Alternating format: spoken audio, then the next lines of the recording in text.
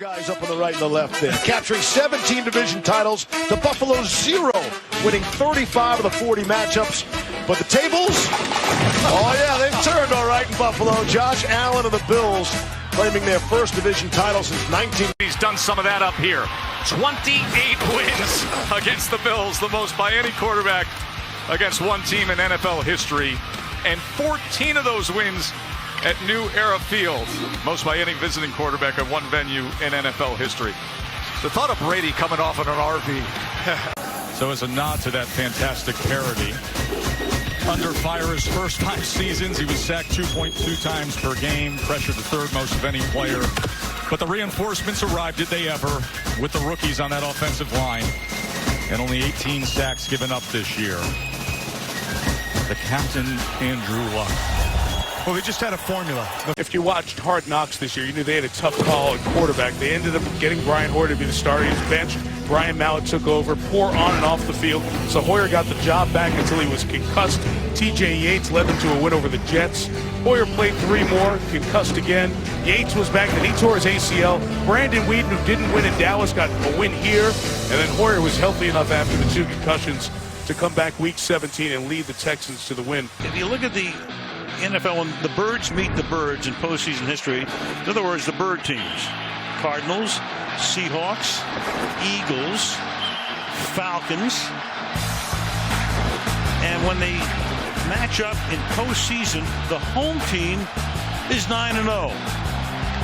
So Philadelphia trying to make it 10-0.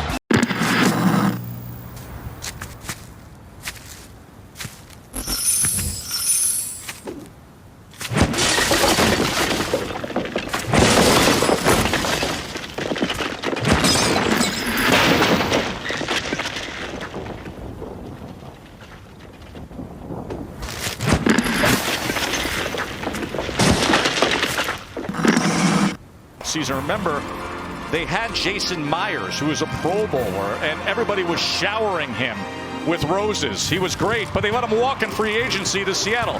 So then Chandler Catanzaro, he retired in the preseason after a game. Bertolette was released before. Let's take a closer look at the big old jet airliners in New York and their first-round picks, Brian, over the years. How cool is that? Broadway Joe coming out of the hangar? Coming out of Alabama in 1965, but since then, the quarterback boneyard. There's been some guys that have had some good runs. Chad Pennington had a nice go. Mark Sanchez, a couple of trips to the AFC Championship game. But Pittsburgh's been cracking down on opposing offenses all season. Entering this week, they ranked first in points allowed, sacks, and takeaways. The last team to lead the NFL in all 3 categories, the 1969 Kansas City Chiefs, who won Super Bowl 4. On offense by drafting skilled players. General Manager John Elway's trying to add some horsepower. Got Cortland Sutton, Noah Fant, Drew Lock in recent drafts. And this draft, Jerry Jeudy and KJ Hamler.